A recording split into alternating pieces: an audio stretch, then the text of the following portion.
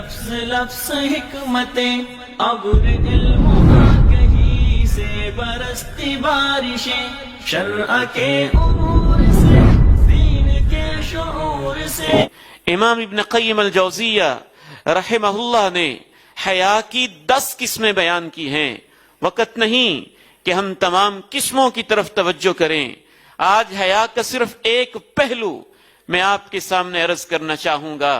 اشارہ کرتے ہوئے بات کو آگے بڑھائیں گے. اللہ بھی حیا فرماتے ہیں، لیکن اللہ کا حیا حیا الجود ہوتا ہے، حیا السخاوہ ہوتا ہے.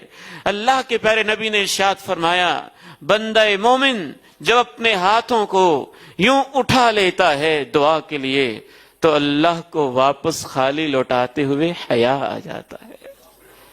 یہ اس کی سخاوت ہے، یہ اس کی محبت ہے، یہ محبتوں کا حیا ہے، یہ سخاوت کا حیا ہے، یہ فضل کا حیا ہے، یہ کرم کا حیا ہے. کبھی کبھی انسان کی طبیعت میں ایسی نرمی ہوتی ہے، اس کے مزاج میں ایسی اعلیٰ ظرفی ہوتی ہے، اس کی نیچر میں ایسے اعلیٰ اخلاق ہوتے ہیں، اس کی سرشت اور نہاد میں اللہ نے ایسی عظیم صفات رکھی ہوتی ہیں کہ وہ خود ہی حیا کرتا رہتا ہے. اللہ کے پیارے نبی علیہ الصلوۃ والسلام کے گھر میں صحابہ کرام تشریف فرما ہیں. کھانے کے بعد گپ شپ شروع ہے.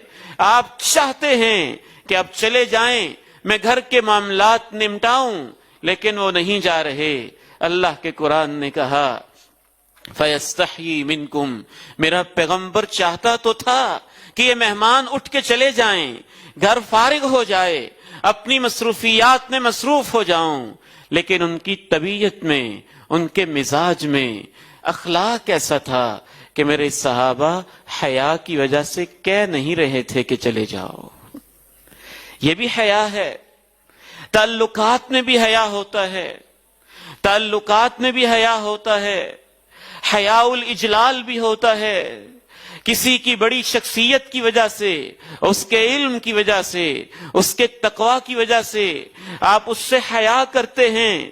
امام ابن قیم نے کیا خوبصورت بات کہی کہ بعض انسانوں میں تو حیا ایسا ہوتا ہے کہ وہ اپنے آپ سے بھی حیا کرنے لگ جاتے ہیں، اپنے آپ سے بھی ان کو حیا آتی ہے. خلوتوں کے اندر بھی ان کے لیے مشکل ترین کام ہوتا ہے پردے کو اتارنا. تنہائی کے اندر بھی ان کو حیا آتا ہے یوں اپنے لباس کو اتارنا. گویا کہ ان کے اندر 2 قسم کے انسان، ایک ان کی اعلیٰ طبیعت، دوسری ان کی ضرورت کو پورا کرتے ہوئے وہ اپنی اعلیٰ طبیعت سے حیا کر رہے ہوتے ہیں.